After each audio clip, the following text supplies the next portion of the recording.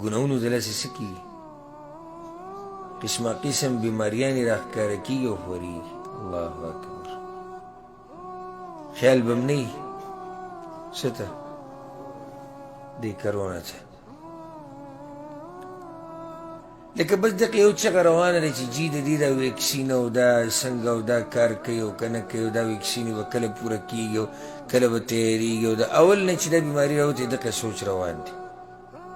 خو چا چېرته دې ته سوچ ونه کړو چې آخر دا ولې دا عذاب د الله د طرف نه راغی ولې دا بیماري راغله زه تاسو ته یو حدیث بیانوم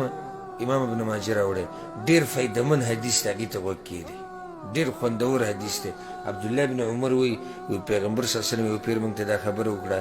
یا معشر المهاجرین خمس اذا ابتلیتم بهن واعوذ بالله ان تدرکوهن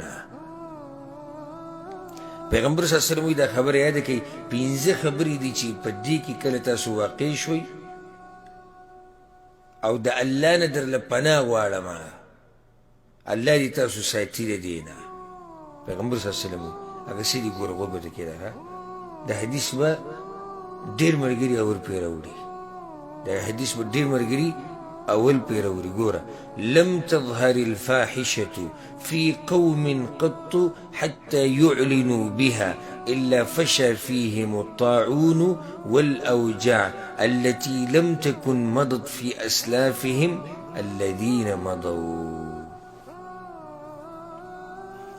هر کله چې یو قوم کې فحاشي عام شي حتى يعلنوا بها ښکارې کوي هر کله چې یو قوم کې فحاشي عام شي نو په دوی کې بیا طاعون راځي په دوی کې هغه بیماریانې راځي لم تکن مضت فی اسلافهم چې د هغه بیماریانو نه دوی پلار نیکه خبر هم نه دې حدیث دې ټوټې ته وګورئ او زموږ دې حال ته وګورئ فحاشي عامه شوې ده که لا نه ده ښه ښکاره یې کوي ښه ښکاره په ټیک ټاک باندې چې کومه فحاشي کېږي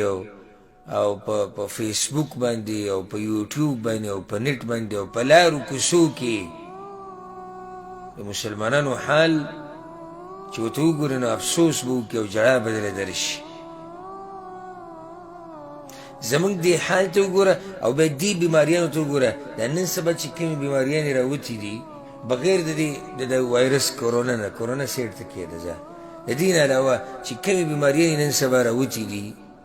دې کې اکثر بیماریانې زموږ پلار نیکه ته معلومې وي نه وي معلومې دا بیماریانو نومونه یې سره نه وو په وخت کې چا پېژندي نه د کوم ځای نه دا بیماریانې راغلې دا حدیث ځان سره یاد کړه که نه امام ابن ماجه دا حدیث کوری راوړی او شیخ الباني ورته حسن ویلی دي سند یې د حسن په درجه کې دی